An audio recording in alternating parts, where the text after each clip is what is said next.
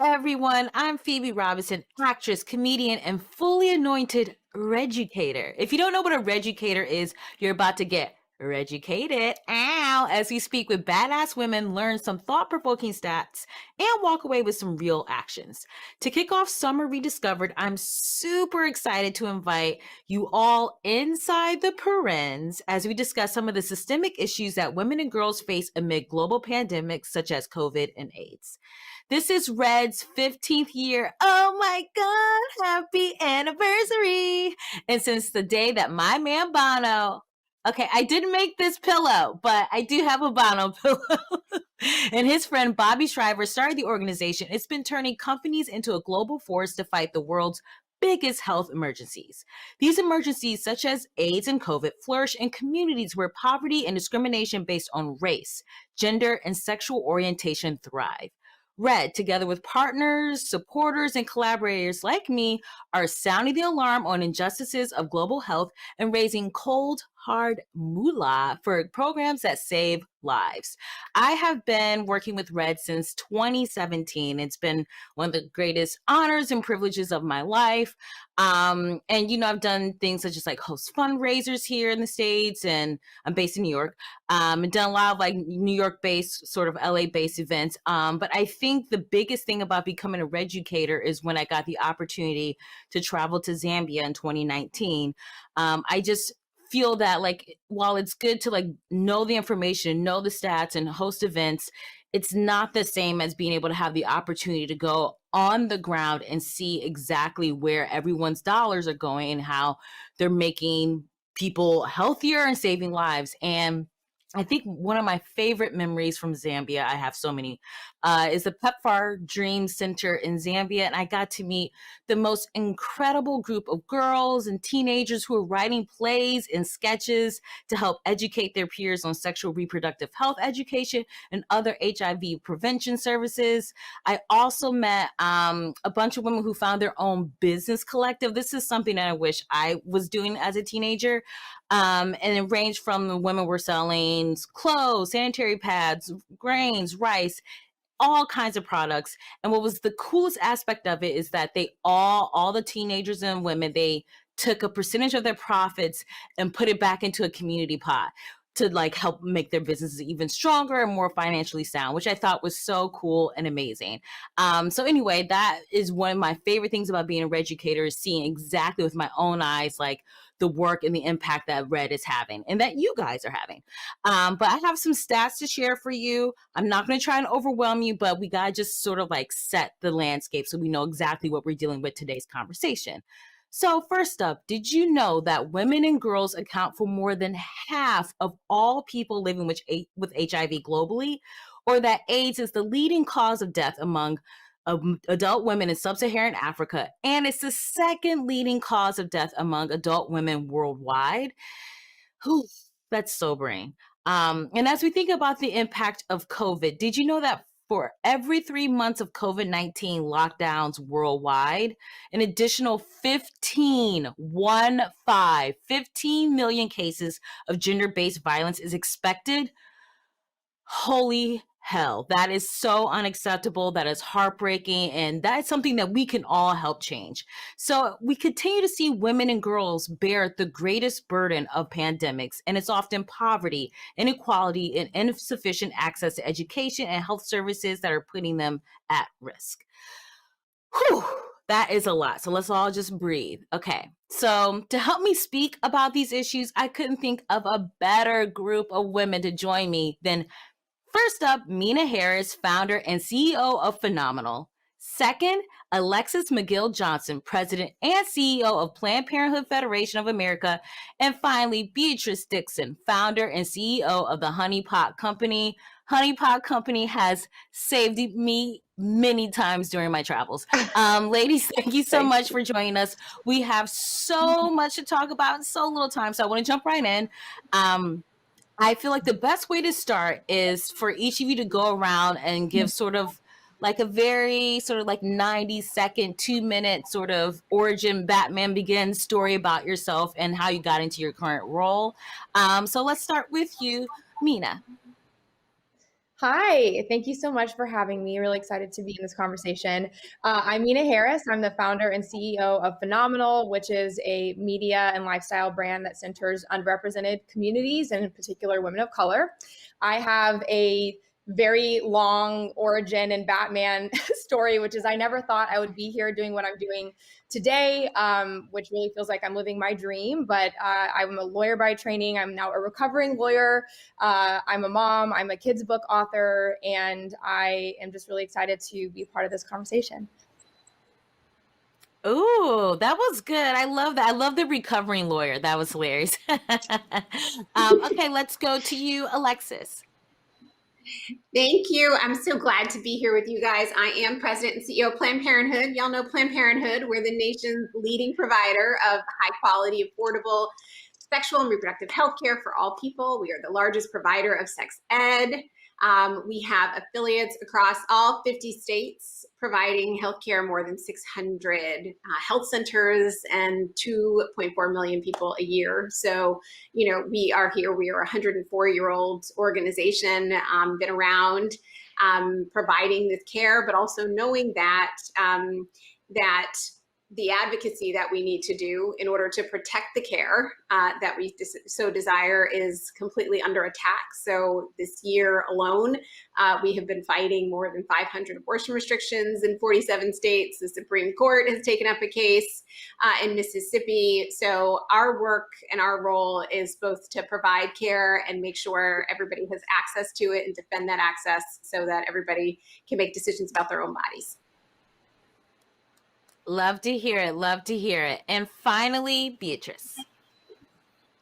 Hi, everybody. Thank you guys for having me here. It's really great to be among all of you wonderful ladies. But I'm Beatrice Dixon, co-founder and CEO of the Honey Pot Company. We are a plant-based feminine hygiene company that really focuses on all things as it relates to vaginal health and hygiene. The reason why I got started in this business is because I had an almost year-long bout with bacterial vaginosis. It was terrible, and nothing that I did worked. And my grandmother came to visit me in a dream and basically handed me a piece of paper that had a formula that happens to be our normal feminine wash. And, I woke up from the dream. I wrote it down. I wrote down what she told me. I made it within a couple of days. I started using it, and 4 to 5 days later, everything that I was dealing with went away. And that's how I got started in this business, because immediately my thought was, if this could work for me, then this could work for other humans with vaginas. So that's how I got started. I love that. All of you are so Thank accomplished you. and talented. So I want to start the conversation with a question to the group, and then I'll, sort of like dedicate a question to each person. But this is a conversation, this is a discussion. So feel free to jump in and chime in whenever you want. Like, I don't want you to feel like you have to restrain yourself. Okay, so to start things off, my first question is, amid the current COVID pandemic, what are some of the biggest concerns and challenges you've witnessed when it comes to the rights and well-being of women and girls? I'll open it up to everyone. But quickly, I mean, that's obviously a very, very big question, and I'm excited to hear from Alexis and Beatrice based on your expertise. Obviously, this pandemic has touched the lives of women and girls in so many ways. For me, I really think about, women in the workforce, and what we are seeing is record numbers of women who are leaving the workforce because the burden and the crushing experience of this pandemic has been too much to bear. And that is a reflection of a lot of things, but, most simply it's that the gender inequities that exist in the workplace, that exist in our homes, are, setting women up for failure, and they're no longer able to do everything that they were, carrying before. And so I've often, in this, now we're in a year and a half in, right, and we're still seeing this, have talked about, this notion of rejecting going back to normal, because normal was clearly not working for so many women, for working families, or else, they would not be leaving the workforce in record numbers. And what does that mean, right? It means, are we providing, policies that allow for flexible work and remote work that we know have a disproportionate impact on caretakers, right, who are literally juggling every day caretaking duties with working? Are we, providing other support mechanisms for women to do everything, which we know that we are doing, right? So that we can actually succeed and achieve in the workplace. So I hope that, this moment, as hard as it has been, both on, the economy and women, again, who are carrying so much of that, that we are able to take a hard look at the gaps, right, that existed well before this pandemic started, and really, look at the learnings and the consequences of that through this crisis, and think about how we can better support working mothers, families, coming out of this as the workplace and offices start to reopen again. Amen. I know, Alexis, you were wanting to chime in with something here, so happy to pass it Yeah, back to I you. mean, amen, and add all of that, a layer of systemic racism. so COVID-19, Exactly. the workplace, Yep. and then racism, right?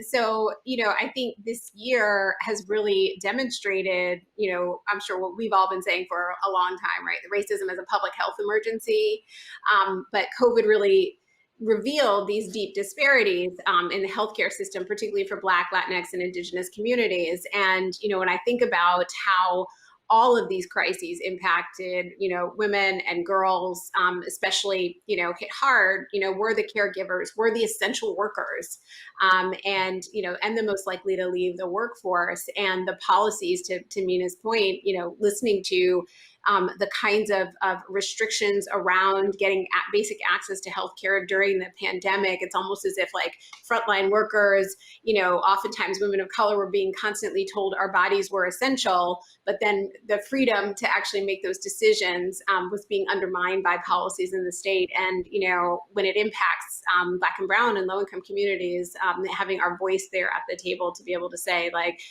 no, that we're not going back has been really, really important. Oh, that's so smart and so sage. Beatrice, do you have anything else you want to chime in with? Phoebe, honestly, Meena and Alexis covered it all because they both said everything that I was going to say. But the other thing that I would say is it hasn't only affected, women and girls. This has affected every human, I think. you know, I think that it has affected communities because I just want to be careful and conscientious because constantly, and it's with good reason, but constantly we focus on women and girls. But there are men out there that are single men, or could be the only caregiver at home. I think that this has just affected humanity. It's obviously affected, you know, Black and brown people and minorities the most. The way that I think it's probably affected even young girls is having to, if their mom or if their mom was the only caregiver, the only person working, they're probably going to have to be the ones that are helping to help with the other children and make sure that everything's okay, right? Like I definitely know that, in the Black community, like when I was young, I would go home every day and I would have to take care of myself, you know, and that is definitely something that is happening now. So I can't really, I can't say anything more than what Meena and Alexis have said because it's a real thing and it's going to take time for us to recover. And even bigger than that, for us to understand what needs to happen so that we can recover and so that we can actually bring change to the system, because this can't work, obviously, you know. Yeah, yeah, Yeah, I'd absolutely. like to add to, What? just Alexis, thank you for mentioning racism, right? I think that's really important to Mm-hmm. underscore that, to Beatrice's point, you're having sort of general conversations about women and girls, but, in terms of politics and the economy and what we are seeing Mm-hmm. across the country, we have to make sure that racial justice is a part of every single conversation, right? And Exactly. that it applies to paid leave, it applies to healthcare, it applies to environmental justice. All of these issues are racial justice issues, and it cannot be a standalone issue, right? Like when we talk about intersectional feminism and the layered discrimination and experience and crisis that communities, right, are fighting right now, goes to that, right? And so we're fighting for women and girls and moms, and leaving Black and brown women and girls and moms out of that, out of the movement, out of those solutions. Mm-hmm. That is not feminist, and that will never get us to solutions and equality. And so I know that we're all always thinking about that, but I think it's important, as Alexis did, to call that out and be very, very clear, right? That we have to be, talking about that first and foremost. It's always the Absolutely. elephant in the room, which is unfortunate. Yeah.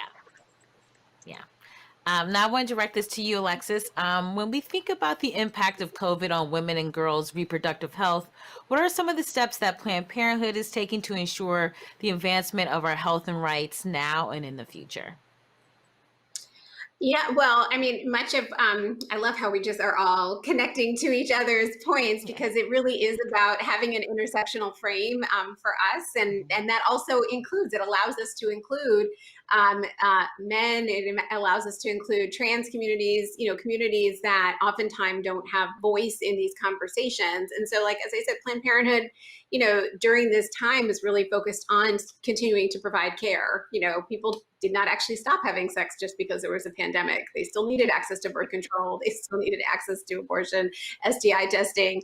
And we've seen STIs actually be on the rise during the pandemic. So we have been just trying to make sure our doors are kept open, that we could be there providing care, and also expanding telehealth, which means increasing access for rural communities, as well as our communities. And I think part of that fight is ensuring that we're battling restrictions on everything from education to trans experience to to some of these other diabolical restrictions on access. But it also means like fighting for things like broadband, right? Because like if you're going to deliver healthcare, because we're probably not going back to not having being able to see our providers online, it means we need to make sure that communities that need the most access have the best access there. So we're continuing to work there, and of course working very closely with the Biden-Harris administration, who has been like such a joy breath there after what we've endured, particularly in the last 4 years around these issues. So I think it's really important that we are, again, fighting for our health, but also maintaining the fight at a very high level around our rights, because they are being rolled back. I love that. That's incredible. I want to step on over to Meena for a second. And I want to ask you this. So fashion has long been a form of activism.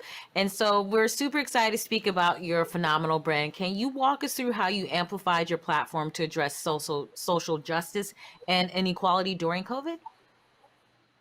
Yes. Well, first, a lot of people know us as a fashion brand or an apparel brand, and we really think of ourselves as a media company. And in that way, the work that we do is really about amplifying and elevating the work of folks like Alexis, right, who are advocates and activists who are on the ground, who are providing services to communities, who are doing this work day in and day out, and figuring out creative ways through media, through messaging, through content, to bring that work and those issues and that policy agenda to a mainstream audience, right? So our in year one, and I kind of alluded to this when I introduced myself, I never thought that I would be here 4 years later still talking about Phenomenal. It started off as a very small idea to raise money for women's organizations like Planned Parenthood right after the 2016 election. If you remember that very dark moment, a lot of people were stepping up and they were hosting fundraisers for the ACLU and Planned Parenthood and other civil rights organizations. And that was what we did. We just wanted to do our part and do anything that we could. And it kept going and going and going. So, here we are 4 years later, and you asked about COVID, right? And what we've done. There have been two particular activations that I'm really proud of, one of which is still ongoing. The first is Pro-Vaxxer, which is, again, taking this, public health issue that has a lot of complexities, thinking about, the national dialogue and how we can help to shift that dialogue to really focus on the experiences of communities of color and underrepresented communities. What does that mean? It means that, right now, as we are sitting here having this conversation, this one of the biggest public health crises that, we've experienced as a country is still about equity, right? It's still about access. It's still about the fact that globally, Black and brown communities who want the vaccine, right? This is not about misinformation when we're talking about these communities. They actually want the vaccine. They can't get it, right? For a variety of reasons around equity and access. So that's what we look at in terms of our role in our platform. How do we raise awareness around that? How do we make sure that people who do have vaccines, who are privileged, right, and are going about their lives, understand that there are still lots of communities who are in need, and figure out how we can amplify the work of the organizations and folks who are on the ground who are helping to provide those services to those communities. So that's one. And then another is, early on when, COVID first hit the United States, of course, we saw this rise in anti-Asian racism, which was encouraged by the president at the time. And as we have seen in the last several months, has continued again, right? And so we brought back our Phenomenally Asian campaign.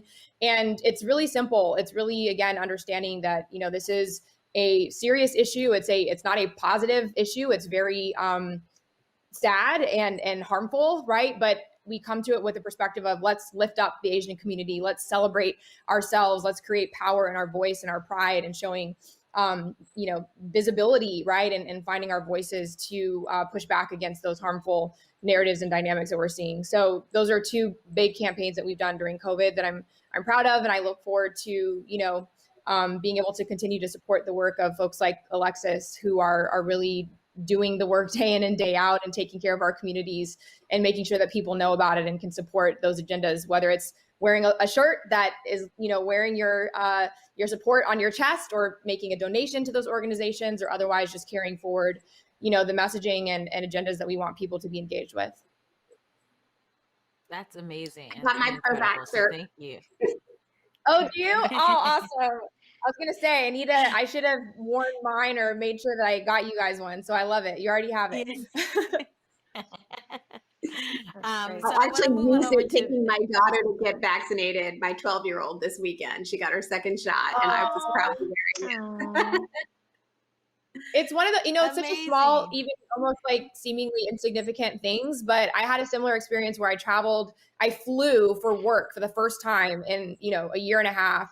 And I wore my pro-vaxxer sweatshirt, because what better way, to show it than in an airport. And sure enough, 5 minutes in, I'm going through TSA, and a TSA agent sees it and he says, "Oh, me too." And then he starts, excitedly telling me about how when he's going to get a second shot. And it's just, it's a conversation starter.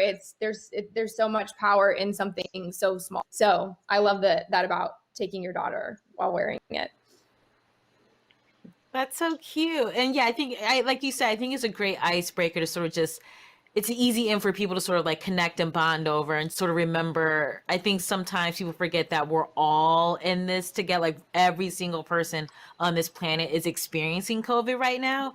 And so just having those little moments, whether it's a pro-vaxxer t-shirt or what have you, like it just really helps people be like, oh yeah, let me connect with this person because we're going through the same thing right now. Mm-hmm. So I want to move on over to Beatrice. Before I ask you your question, I have some exciting news hot off the press. Okay, so I'm excited to announce that Red's The Honey Pot collection of feminine care products is now available exclusively at Amazon.com/Red. Yay! Yay! Percentage of every product will go to the Global Fund to support life-saving health services, including programs that empower and educate women and girls in sub-Saharan Africa. Okay, Beatrice, can you let us know what this partnership means to you and how you're empowering women through your products? This partnership means everything. I've always respected and loved the work that Red has done. And, and so for us to be able to contribute to something that I've respected and watched for so long is kind of a personal experience for me. The other thing is we've actually really built out our CSR impact program that we'll actually be launching. This is actually one of the first parts of our impact program that's become public information. And then we have four other nonprofit organizations that we're going to be working with. But it's exciting, it's beautiful to be able to be an example of the change that you want to be in the world. And it's exciting to be able to contribute to everything that Red stands for, it's amazing what illness and and what it's amazing what illness can do to a community, how it can just ravish through it, you know. And what AIDS has done in sub-Saharan Africa is awful. And so, you know, it's just important. You know, again, it's something that I've always wanted to contribute to. And we were never really able to get our CSR off the ground until now. And so when the opportunity presented itself last year, but we just weren't in the place to be able to do it. And so I'm just incredibly grateful that we're here now, you know, that we actually have a product that can work, that we're actually comfortably able to, you know, to split that profit the way that we are. So I'm excited. I'm excited, and I'm happy that we're here, and I'm grateful for the opportunity. I'm really grateful that Red wants to work with Honey Pot. You know, that is an honor, you know, and yeah, I'm just happy to be here, and I'm happy for this opportunity, and I'm happy that we're able to contribute. I'm happy that we have a product line. We're actually going to be using our non-herbal menstrual pads. Um, Actually, excuse me, let me back up. We're using our clean cotton menstrual pads, and that we actually turn those pads red. And so it'll be our regular super overnight and our panty liners. We just launched like 3 new lines of pads. So I got my wires crossed. But yeah, so it's exciting. It's a beautiful opportunity. And again, I'm just grateful that Red would allow us to be a part of such a powerful mission. Well, you're helping to change the game, so it's honestly like no surprise that they want you on board. Okay, so we are running out of time, so I want to ask you guys one last question. This is for the whole group. All of you are badass bosses, right? So how has COVID reshaped your role as a CEO? Like, what advice would you give a young woman who's watching this conversation today? Mm. Can I start? Of You course. know, this last year for me, which is contrary to what most people say, this last year has probably been one of the best times of my life. You know, we were able to really this year started off very tumultuous. We had a viral moment, and then COVID happened, and you know, it was really painful, everything that happened, because we went out of stock online. Like, we didn't have product to sell for nearly 6 or 7 months on our website. um, we were hardly able to fulfill our retail orders. But what it did is it shined a light on the issues that we were having within our company, and it allowed us to be able to get in and understand what we needed to do to fix it. And we're still working on that, you know. And I think that what's important to remember, like you said earlier, Phoebe, that we're all connected in this. We're all connected, and everybody on the planet is dealing with COVID, right? Every company on the planet has had to pivot and do something else because, you know, there was nothing else that you could do. One day we could go to work and the next day we couldn't, right? And so companies were developing apps and doing things that they never, I mean, even you, Meena, you said, I didn't even realize that we would be here right now, you know? So I think even though it has been crazy and it's been scary, and, you know, and so much death has happened and so many communities have been affected terribly, I think that the dope thing is that we're actually having this conversation, and that we're here, and that the light has been kind of really put on where there's issues, and now you can't just sweep these issues under the rug anymore, because now it's such a public thing. So I think that it's just a really beautiful, even though it's been hard, and even though things are difficult, you know, it's actually been quite a beautiful time, because at least we know what we have to work on. At least it's out so that everybody can see. And I'm in so many conversations like this, and so the fact that these conversations are happening all the time, whether it's a Clubhouse or a Zoom or, you know, or an Instagram live. I mean, so many of these conversations, probably the same exact conversation that we're having right now, so many of these conversations are happening at the very same moment. And so I think that we're on the cusp of a revolution of change that is really beautiful. And sometimes it takes awful things happening in order for us to figure out where we need to go. Yeah, absolutely. That was amazing. Alexis?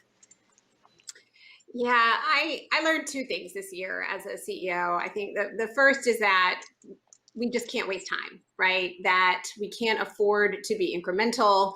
We can't afford to think about the kind of work that we need to do in a way that is playing small, because that just doesn't serve any of us. That to Beatrice's point, these things, these fundamental things that are systemic require transformative change. And if we're going to meet these moments and meet the opportunity that 2020 gave us, and lead in that moment, it means we actually have to be thinking big about systems. And the fact that I think all four of us are having a conversation that really is at the core around stigma, right? We're talking freely about, menstrual pads and vaccinations and abortion, ways that are like things that real people deal with, but we are normalizing the conversation by having that. That is really transformational, I think, for me.